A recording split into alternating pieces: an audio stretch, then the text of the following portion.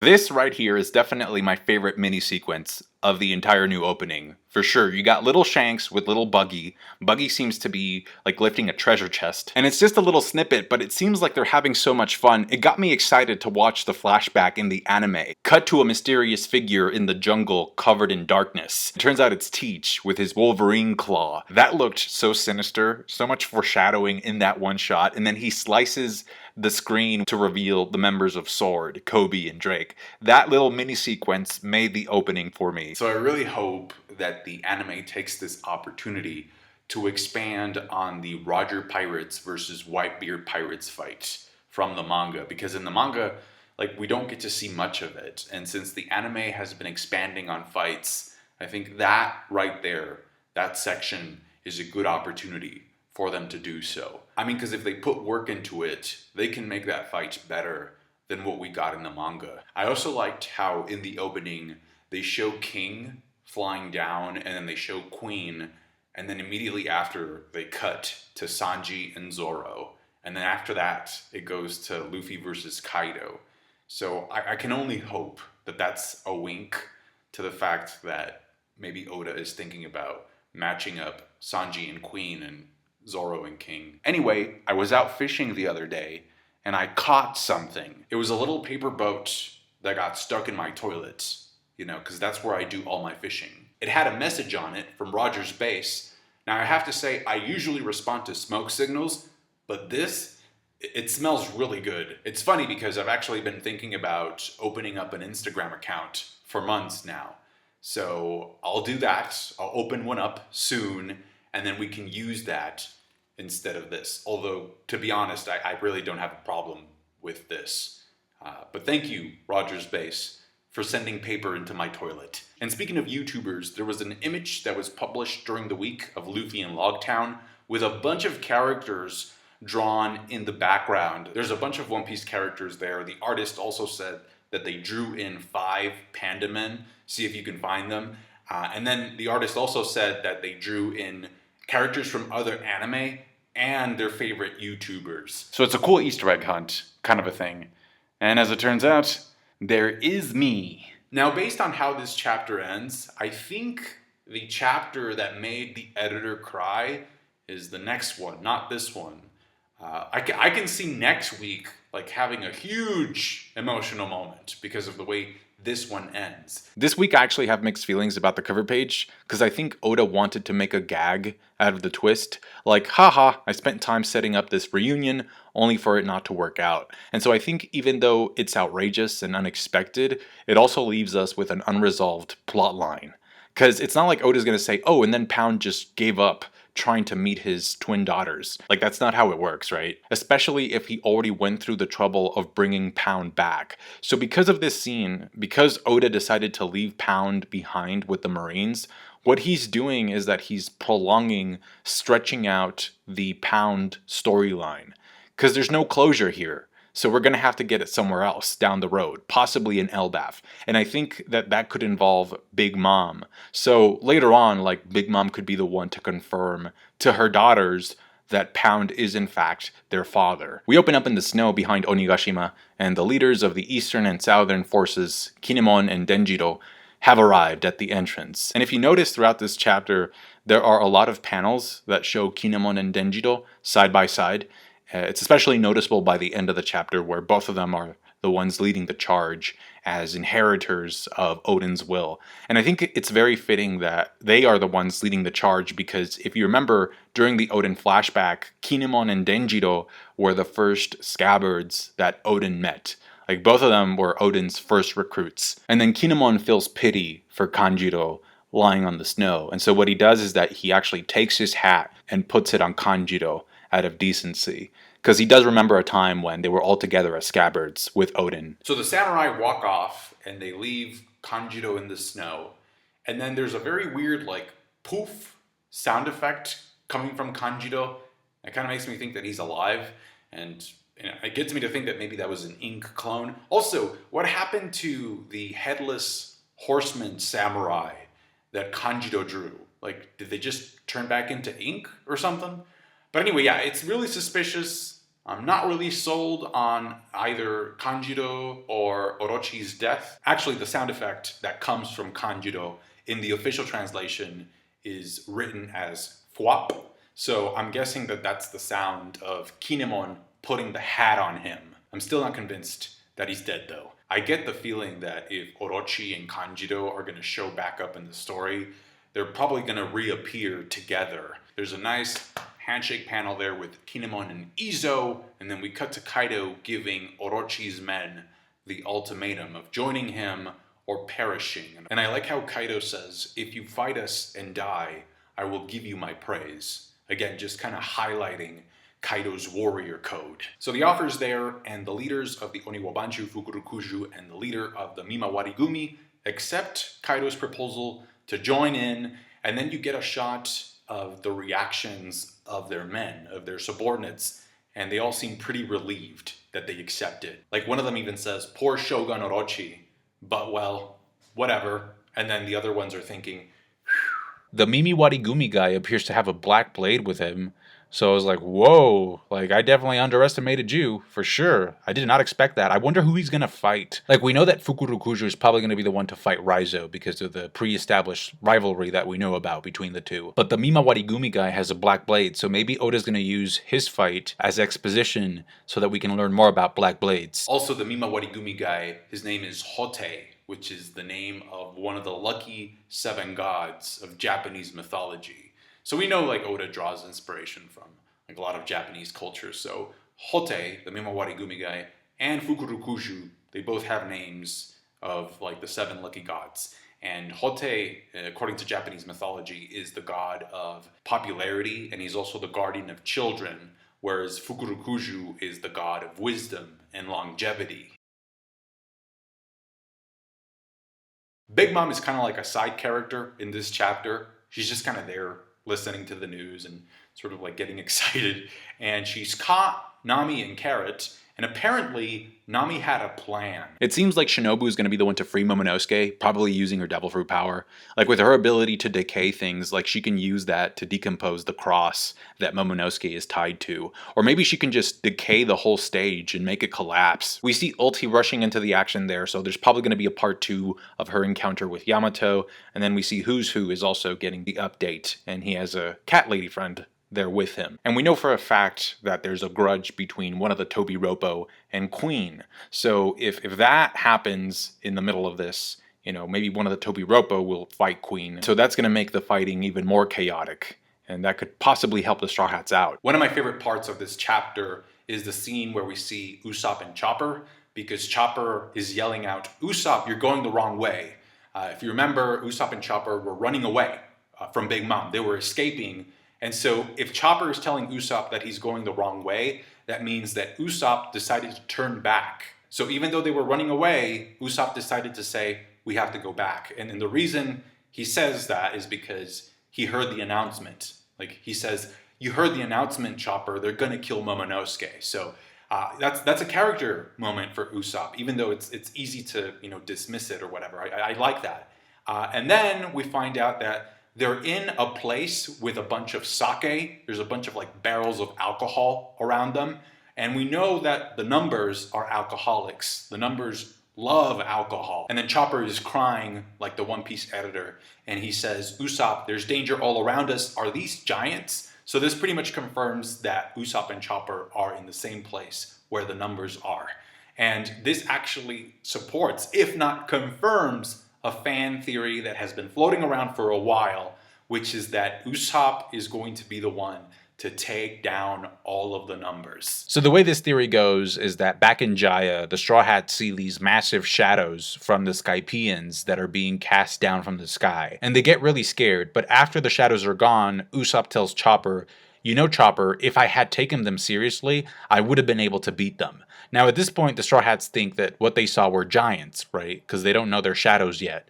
And even Luffy says, these monsters were larger than giants, which, if you remember, is the exact same thing that Kid says when he first sees one of the numbers in chapter 981. Kid sees Hacha, which is number 8, and he says the same thing, right? This guy is bigger than a giant. So back in Jaya, talking about the shadows, Usopp tells Chopper, I could have defeated them. because I've defeated 10 before. And so it's one of those things where he's lying about something that will eventually come true. Because the numbers, technically, they should be 10 total, because Kaido's crew has a card theme to it. And so, of course, we know that a deck of cards, the numbers go up to 10. So there should be 10, and it does seem very likely now that Usopp will be the one to fight these monsters. And I also like how Usopp tells Chopper to have faith in General Frankie's exterior, right? Because it already survived a hit from Big Mom. So I think Usopp is in a good place. So is Chopper. I also like the implication of Usopp asking Chopper to believe in Frankie's creation. Because if Frankie ever goes on to build Pluton out of the blueprints that he possibly memorized, that's kind of like the faith that they're going to need to have in Frankie's creation. We get a triple supernova shot. Zoro seems like he blew up something in the background. And there seems to be like some kind of a jail cell in the back where Kid is. And then, like I said, Law went in via the lower entrance in the back. We don't see any snow falling where he is. So he should be in the tunnels beneath the main structure. Now, the whole sequence with Momo, I thought, was beautifully foreshadowed, because that panel, that little flashback panel of Luffy with Momonosuke's claws inside of his mouth, is a reference to this scene in the beginning of Dressrosa. It's episode 630, chapter 701. They're essentially fighting because Luffy wants Momonosuke to fly, but Momonosuke refuses because, of course, he's traumatized by what Kaido did to his family. And so he remembers Kaido as a flying dragon, and he's like, no, I don't want to fly. And then Momonosuke tells Luffy, you're being disrespectful. And then Luffy tells him, well, I don't care, because I'm going to be king of the pirates one day. And that kind of inspires Momonosuke to say, well, I'm going to be the shogun of Wano. And in that scene, Momonosuke also remembers what Kaido asked him, which is, what is your name? And so I think that scene back in Dressrosa makes Momonosuke owning up to his legacy in this chapter that much more meaningful. To the point where it gets me to think, are we going to see Momonosuke fly very soon? Because he's faced his fear by confronting Kaido about his heritage, right? And Kaido was the thing that was stopping him from flying. So even though he's beaten and tied up, he's still overcoming his trauma. So I'm wondering if that'll be the thing that sets him free and allow him to fly willingly. And so, of course, Momonosuke goes on to yell out his name, which, according to Oden, means second to none, unmatched, unrivaled. That's, kind of how he builds courage through these flashbacks. And then he goes on to say that he will become the Shogun of Wano. And of course, people laugh at him, just like people laughed at Luffy back in the day when he said he wanted to be king of the pirates. So I like that similarity there. And so if Momonosuke is going to stay behind in Wano to become Shogun, I think that pretty much frees Yamato to go off with Luffy to get to Laugh Tale. And I have to say that I really like the fact that Kaido knows that it's Momonosuke. Like, he knows, he remembers him from 20 years ago. And yet, he gives him an opportunity to lie. Kaido's like, yo kid, just give me any other name in the book and you get to live. And not only that, not only will Kaido spare Momonosuke, but he actually says, if you give me another name, I will offer a full apology for the confusion. So what Kaido's trying to do is stop the inheritance of that will, right? Because he already failed with Yamato. So he's trying to see if he can be successful with Momonosuke. We cut to Yamato and Luffy. Yamato finds out that Momonosuke is the real deal and that the Scabbards are in fact alive. A lot of very interesting things happen in such a short time here with Luffy and Yamato. The first thing is that before Luffy takes Yamato's cuffs off, you can see that he's minding his breathing.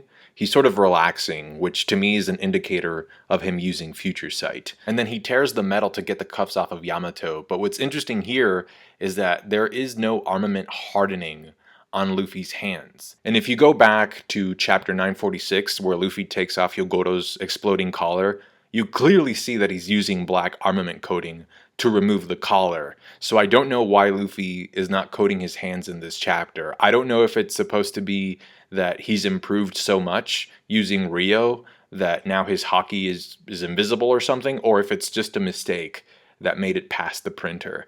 Because the funny thing is that even when Luffy remembers Rayleigh doing it, not the first time he sees it, because back then, pre-time skip, we didn't really know what haki was back then. But when Luffy is training in Udon in chapter 947, Luffy clearly remembers Rayleigh using black armament coating on his hands to remove the collar from Kami, so I'm not really sure why Luffy isn't using it in this chapter. Now, another reason for why I think Luffy is using Future Sight in that scene with Yamato is because not only would using Future Sight allow him to see the magnitude of the upcoming explosion so that he and Yamato can avoid it, but also after the explosion, Luffy tells Yamato, it's not our place to start this fight, which is kind of a weird thing for him to say, but number one, him saying that makes him look more like Yamato's captain, because that's essentially he's giving Yamato a direct order.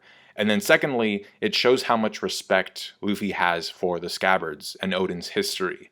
And so it makes perfect sense that he actually saw the Scabbards arriving using his Future Sight. And that's why he said what he said. Otherwise, like if nobody was showing up, I think Luffy would have jumped right into the fight. Huge explosion, you see two tiny silhouettes come out of the wall there, and one of them is yelling out, "Oh, that stupid cow gorilla! I no longer think of him as my father," which is kind of funny in a very messed up way, because it's almost as if Yamato is saying, "Oh, I can forgive the beatings, the abuse, being imprisoned, but this is way too much." And the thing is, Yamato is crying in that panel. So there's a part of Yamato that I think wanted to be Kaido's child deep down. Then Luffy calls Yamato Yamao, right? Which actually brings up 2 points. The first one is that he's using a nickname on Yamato. So the whole Yamato for Nakama discussion, like what's up with that? Because again, like I said in my previous video, Luffy doesn't use nicknames for his Nakama.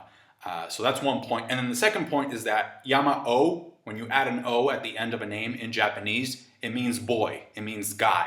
Now, here's the thing. Yamato goes on to correct Luffy and tells him, "No, it's not, don't call me that. It's not Yamao, it's Yamato." And she seems angry about it too, because you see a little puff of steam, like when you get angry. So she seems upset and she's like, "No, it's Yamato." So again, Yamato correcting Luffy for using the O, that means male, boy, that again, like gets me to believe that the deal with Yamato is not a gender identity thing. I really appreciate Jack's reaction to the Scabbards showing up behind Kaido, because Jack is like, "Wait, the Minks are here?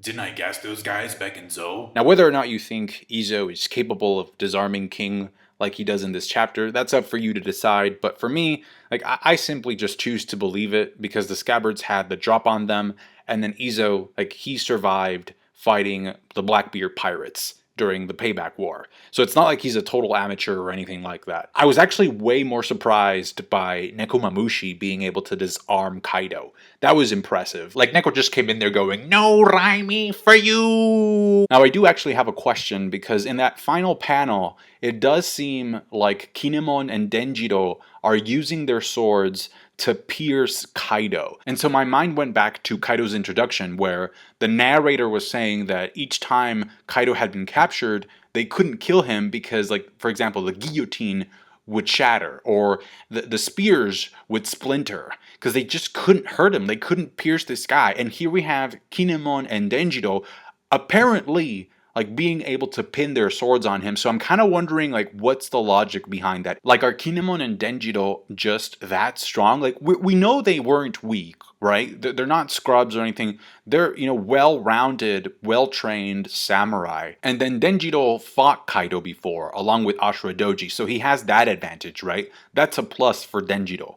But the fact that they're able to pierce his skin like this, if that's actually happening, it makes me wonder, like, do they have special swords? I feel like they have to, right? Like, I think Kinemon and Denjiro's swords have to be of the 21 Owazumono swords, in the same category as Enma, Shusui, and Ame no Habakiri. Because Enma and Ame no Habakiri were the ones that Oden used to hurt Kaido. So if their swords aren't of a higher grade than normal, we might see them shatter next chapter.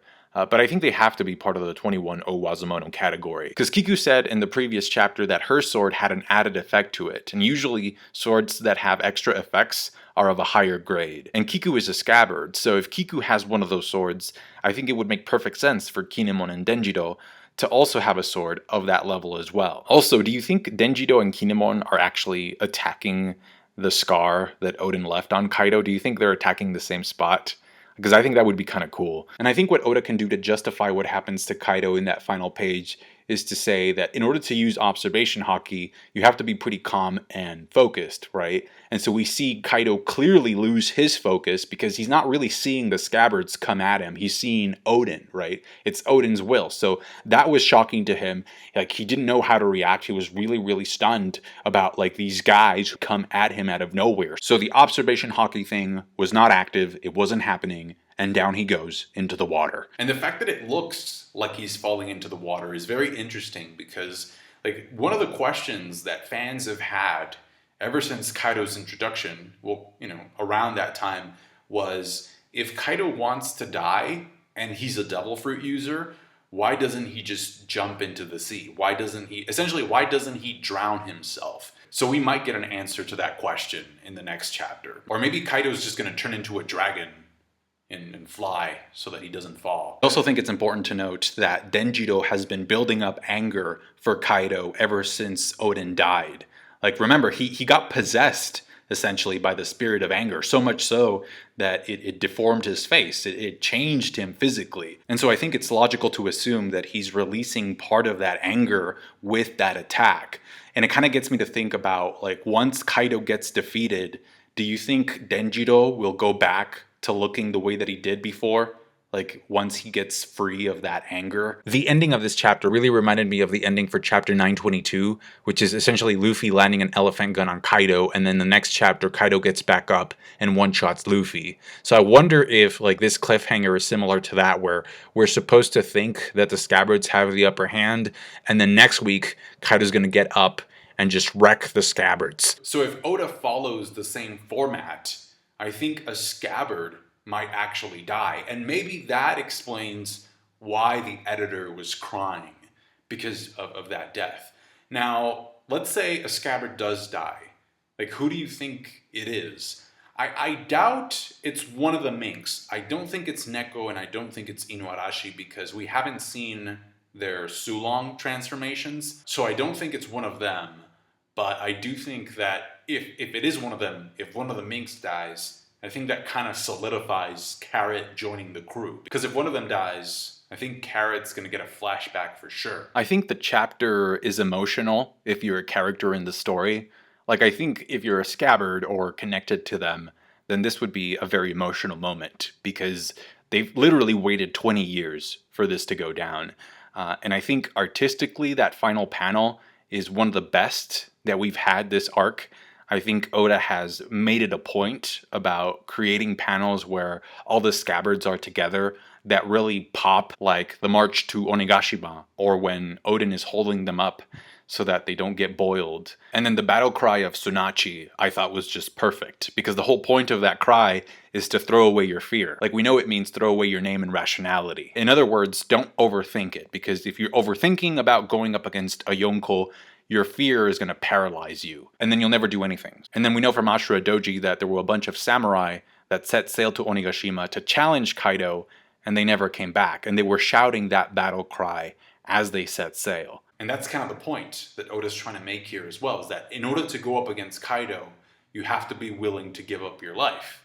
And so far, it hasn't worked out, which, again, is why I'm saying that there could be a death coming up. And so I think the reason for why that final panel is so impactful is not just because of its artistic composition, because it looks great, it's very well drawn, but also because of the history, like the weight of the history that falls on it. So it was a pretty solid chapter for me. Can't wait for next week. I'm still wondering what made the editor cry. What do you think the editor was crying about? I'm just going to bring attention to this line that Izo says in the beginning of the chapter. I think it's worth noting. So when he's meeting up with Kinemon, Izo says, "I've missed too many chances for a glorious and meaningful death." I thought that was interesting. That being said, I don't think Izo is going to die because Marco is not there. Plus, it would be kind of messed up for Marco to be the one to bring Izo to Wano, all of a sudden wander off because he saw a shadow, and then he flies back into Onigashima to find out that Izo is dead. No, I don't see that happening. If you think a scabbard or scabbards are going to die, let me know who you think they are in the comment section. I think Kinemon would be the most impactful for the story, just because we've been with him for so long.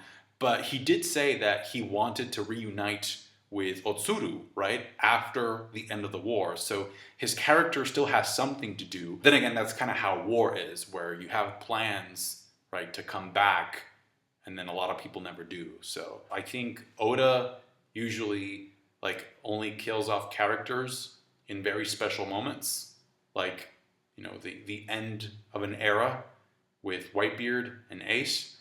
And I think Wano is a very special arc to him, you know, because it represents like his home country, and he's been planning this for so long. So I guess we'll find out. Thanks for watching, guys. Thumbs up the video if you liked some of the points I made. Appreciate it. Subscribe to my channel if you haven't done so already. And comment, tell me what you thought about the beginning. This marks officially the beginning of the War of Wano. Take care. Bye.